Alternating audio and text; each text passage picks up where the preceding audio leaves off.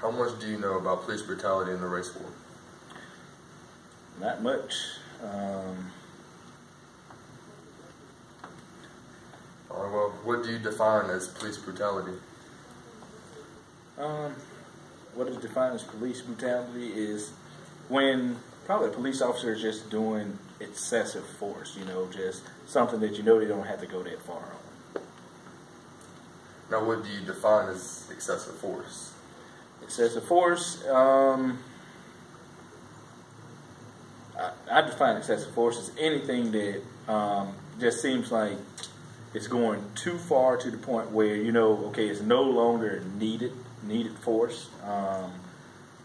And it depends on the situation, Yeah, if a guy's coming at you and, a guy's trying to bite you or something, I can see you pushing his head down.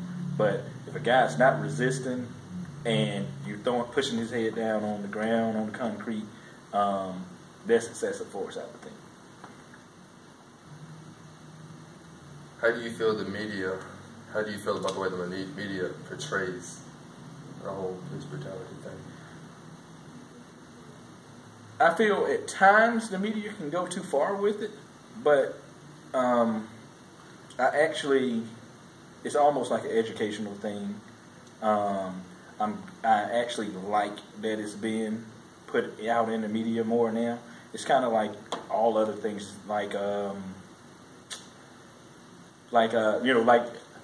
let's go back to Germany and all the Jewish people that were getting killed and no one paid attention to it. It took forever for that to happen. I'm not comparing this, the police brutality now to that, but it's like that where things like this has always happened, but enough attention wasn't put on it, and now maybe the right amount of attention is being put on it. Sometimes some things really that are recorded or they put on the news really don't need to be on the news, but some things do need to be out there so you can see, because there are a lot of great police officers that do their job right, and things are done right by the book by most of them. But the only way you're gonna kind of reform everyone is if you keep showing stuff like that, and then people can learn from it in terms of police officers and in terms of people that may be in the situation being the one that's pulled over or walking down the street or whatever. Do you feel the community and law enforcement are racially biased, and if so, against who? I think that depends on the community. It really does.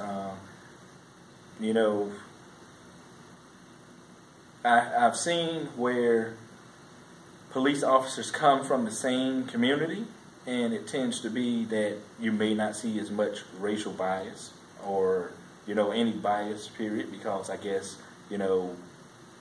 sergeant knows your mom and dad,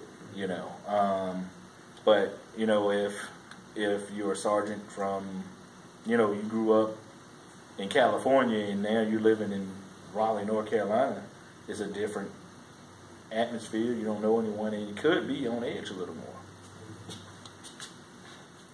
How do you feel the community and police can do to change this? I think in terms of overall, like going throughout the United States, I think we're doing a good job of doing that now. I think more officers are being educated on, how to approach people. But then also, I think in the community, the way it can be changed, and I mean that's something that you're starting to see now too, where you have the police department and a local rec center or something come meet the police night or something. That's a good example of how things should be done to change it. But also, it goes back to the parents also got to educate their kids. I hate to say it, but to some, when it comes to race, I mean, to some Caucasian police officers that may not be from that community, and it's a predominantly black or Latin American community or something, naturally you're gonna be on edge when you're coming up to someone. Now Do I think that's right? I don't know. But I know you're going to be on edge just because there's someone that, it's just like anywhere. Someone that may talk in a different language, or, you just don't know what you're going to get.